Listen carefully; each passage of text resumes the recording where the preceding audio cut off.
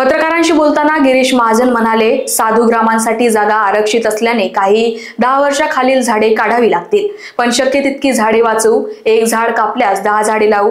काही रोपे अधिक लावलेली आहेत. 1700 झाडांवर हरकती आल्यानंतर निर्णय होईल. रस्त्यांच्या मधोमध असल्यामुळे झाडांमुळे अपघात वाढले, त्यामुळे ती काढणे आवश्यक आहे. कुंभनगरीसाठी स्वच्छता, गोदावरी रस्ते यावर मोठ्या प्रमाणात काम सुरू आहे. नागरिकांनी सहकार्य करावे असे ते म्हणाले.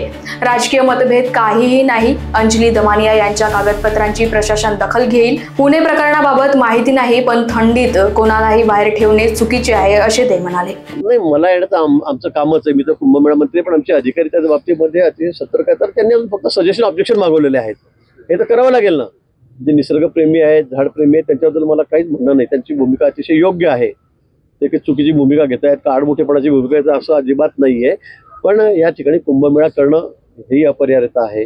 आणि त्यांच्या म्हणण्याप्रमाणे आम्ही 1 झाड गेलं तर 10 झाडं लावणार आहोत.